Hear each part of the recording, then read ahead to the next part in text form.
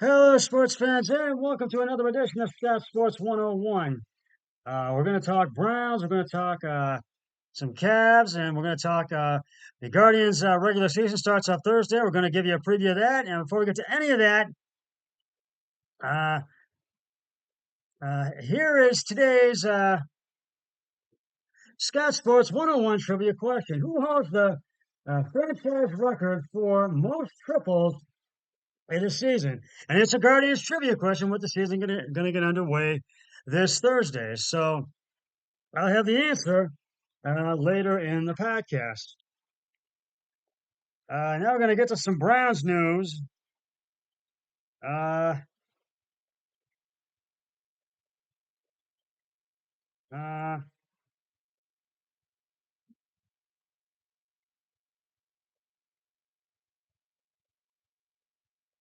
and the Browns went in a different direction for a backup quarterback position that many people would have guessed by signing Jameis Winston. And that meant moving on from Joe Flacco, as you know, uh, who was important for the team down the stretch run of the 2023 season. Flacco ended up signing with the Colts, and during league meetings today, Browns head coach Kevin Stefanski elaborated on that, on why Flacco was not brought back. And he said,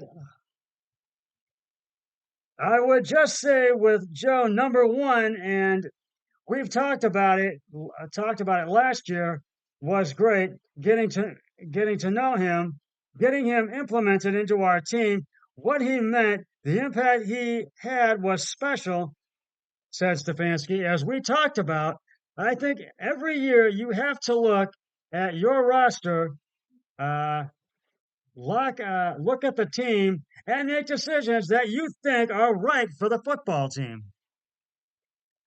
Uh, we We're really excited about Jameis. He has talented football. He is a talented football player. I am excited about his fits, his fit with what we're doing. But that was really the crux of it. Winston is younger, has a better scheme fit, and others more vocal leader, and offers a more vocal leader, excuse me, to the locker room.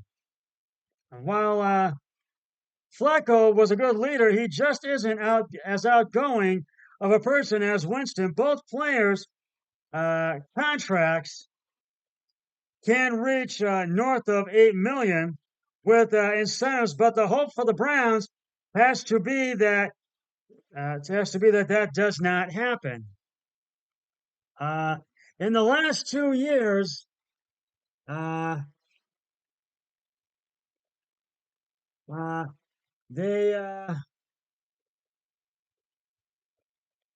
there's Watson has played just 12 total games as the starter. In Cleveland, you take a big knock whenever you lose your starting quarterback, and the Browns have to hope that that missed time is in the past. If it isn't, Cleveland has three other quarterbacks on the roster who have playing time on their resume in the NFL. They've managed through last season, and they had to be near rock bottom with injuries. Uh, and so that's the reason why Stefanski elaborated on that. And so I think that I kind of agree with what he said. And I really got to tell you, I think this is going to be one of those. This could be with having signed Jerry Judy and re-signed Zadarius Smith and Maurice Hurst, and signed Winston as a backup for Watson, and signed Tyler Huntley and Rodney Hampton as well, and re-signed Quentin Jefferson. This is really, I think we're going to have a good team, and we will make a deep run in the playoffs. We're going to have to wait and see. So, uh, we're gonna have to wait and see what happens with this upcoming season. So uh, we'll get to the Guardians preview in just a moment. Right now, we're gonna get to. Actually, we will do the Guardians preview right now. Uh, the Guardians season gets underway this Thursday. Their regular season. They're on the West Coast to begin a 4-game series with the Oakland Athletics. They lost today in Cactus League spring training Cactus League play 6-1 to the Arizona Diamondbacks. Uh, and uh, and uh, Tristan McKenzie was on the hill for the good guys today. He went 6 innings. They have 4 hits, 2 earned runs, 2 beats in the bat, struck out 7, and the bullpen came in, and they could not get the job done. They just weren't able to hold off uh, the uh, the Arizona Diamondbacks. But uh, Stephen Kwan drove in a run, and that was the Guardians' only run, and that came in the first inning. So their 1-0 lead did not last. So, and the 1-1 tie did not last either because Diamondbacks scored 3 runs in the seventh and uh, 2 runs in the fourth, 3 runs in the seventh. So that was basically it. And the Guardians just could not get over that. They just could not get the bats going today. But uh, today was their last spring training game. So, and as I said, the Guardians season starts Thursday at Oakland Coliseum in Oakland with a 4-game series with the Athletics. And as I said, Shane Bieber will be the opening day starter for the 5th straight year. And I think Shane Bieber will begin the season with the Guardians, but I'm not sure if he'll finish the season with the Guardians. Could he be traded? Could another team be interested, or could they do something when the trade deadline comes up? We'll have to wait and see on that. But so far this spring, one player in the Cleveland Guardians organization who is impressed is an outfield prospect, Chase DeLautor. Ahead of the 2024 season, the 22-year-old is Cleveland's top ranked prospect by both MLB Pipeline and Baseball America, and the club's third ranked prospect. The Athletic is also on each publication's preseason Major League Baseball top 100 prospects list, ranked 29th by Baseball America's 31st by MLB Pipeline, and 81st by the Athletic. He has certainly lived up to these billings through 13 years in the 2024 Cactus League. DeLautor is currently on pace to become the first Guardians player to hit at least 500, with at least 25 at bats in spring training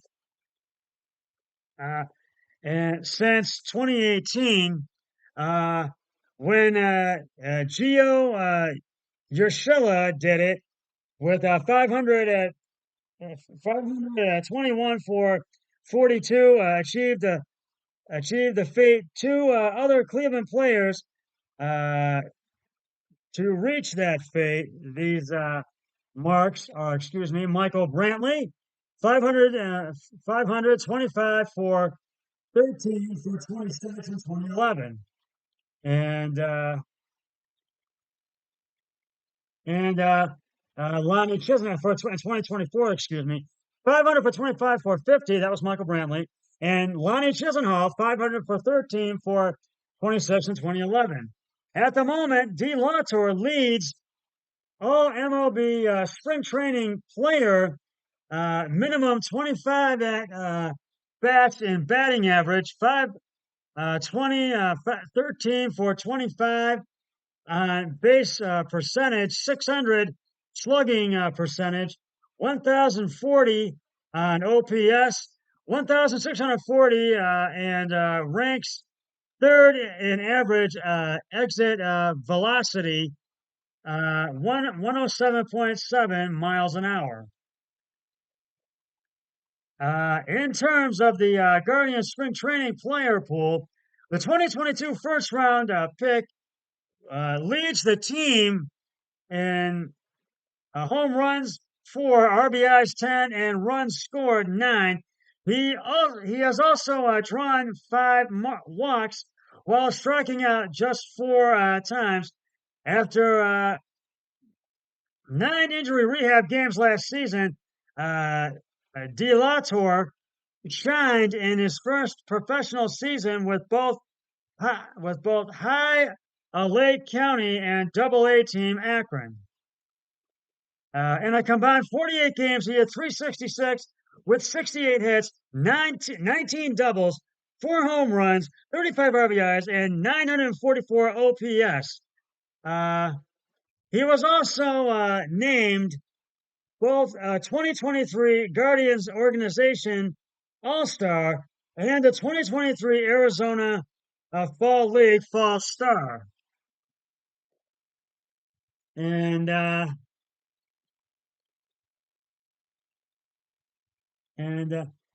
De La Torre has continued this success with a strong spring during which he has faced some major league pitching. Do you think the Guardians can remain healthy this entire season without having any injuries or very few injuries and remain over 500 as well and be able to make the playoffs? Let me know what you think. I want to know what you think. I want to know your input on this. Leave me a message at my discussion page on my YouTube channel, Scott Sports 101, or on my website, scottsports101 at gmail.com.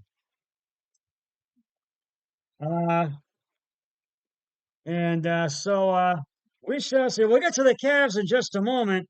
But right now, it's time to reveal the answer to today's Scott Sports 101 trivia question. Who holds the franchise record for most triples in a season? And it's a Guardians trivia question. If you said the late, great Joe Jackson, you are correct. In 1912, legendary outfielder Joe Jackson, shoeless Joe Jackson, hit 26 triples for the Indians. Then the Cleveland Naps, excuse me, then they were called Cleveland Naps.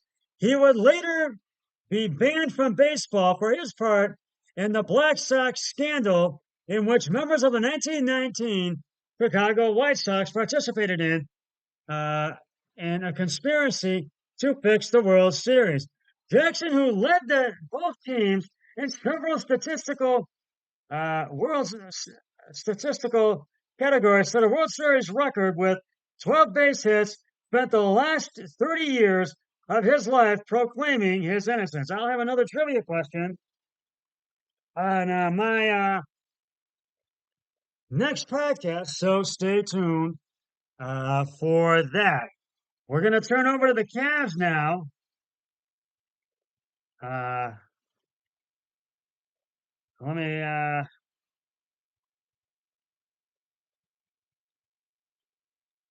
Yeah, we're gonna go to the Cavs, and I think they were off today after bouncing back from that embarrassing loss Sunday, beating the Charlotte Hornets 115-92 last night, and it was a much better game for the Cavs.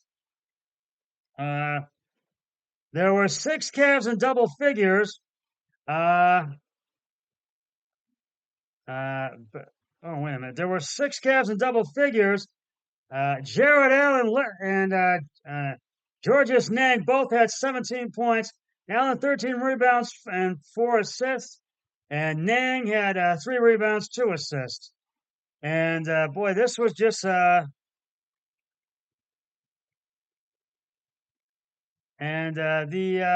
Cavs just really they kept it going. It was tied at 20 at the end of the first, and then they were up 41 to 37 and a half. They're up by 4 at halftime.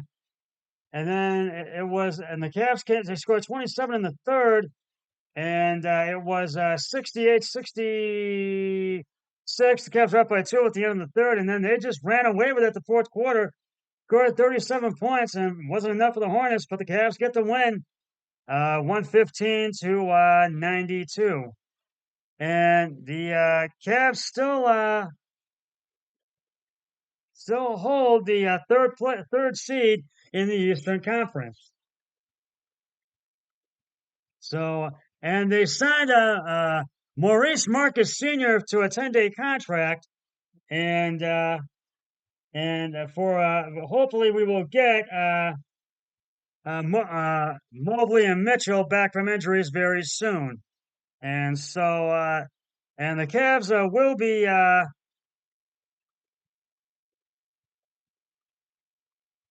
and they will be back in action tomorrow night, actually, as they will travel to Charlotte to face the Hornets on the road. So, and tip off for that is at 7 p.m. on Bally Sports Ohio. So, and right now, I want to go to some of this is another new wrinkle I want to add in called the best uh, plays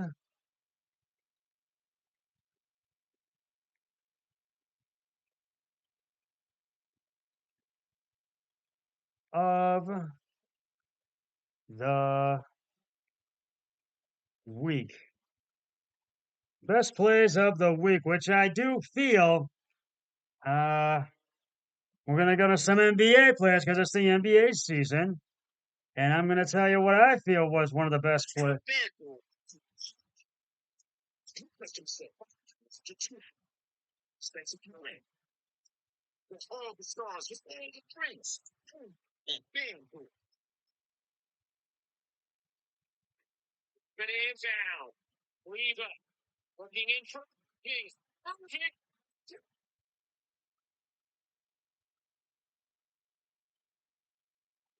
And we're going to go to some of the best plays of the week. And so we'll go into Yahoo Sports for that. And we're going to take a look at some of the NBA plays of the week.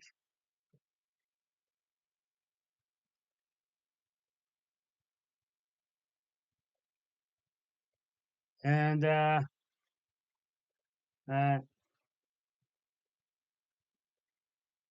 Nets had snapped a 6-game losing streak. Uh,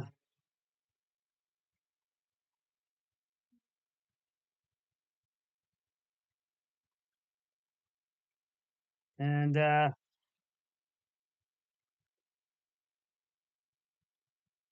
it really there was a big shock in the highlights when Boston had their 9-game win streak snapped on Monday night with one of their worst losses in recent history. First, it appeared the C's would cruise to an easy win. That was a shock.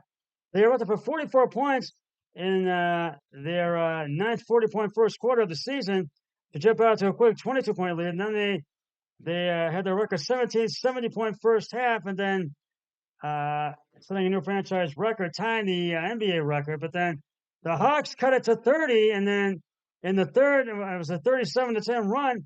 They pulled ahead back in a back and forth final frame, and it was blown for which I think.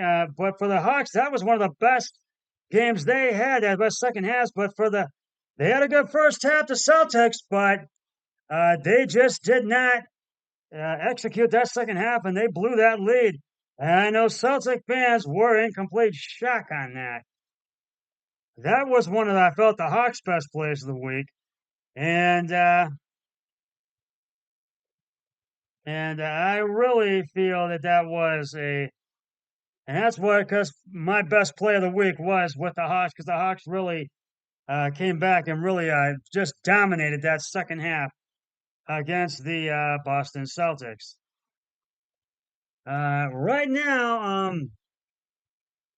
and well, that's just about going to wrap it up. I will have a collectible segment, or actually, you got my new wrinkle. So that's just that was the first time I did best players of the week. That's a new wrinkle I've added. And that's just about going to wrap it up for this edition of Scott Sports 101. I'll be back with another podcast later in the week or this weekend during this Easter weekend. But until then, always remember, be a team player each and every day in every way possible. So long, everybody. 3, 2, 1, I'm done.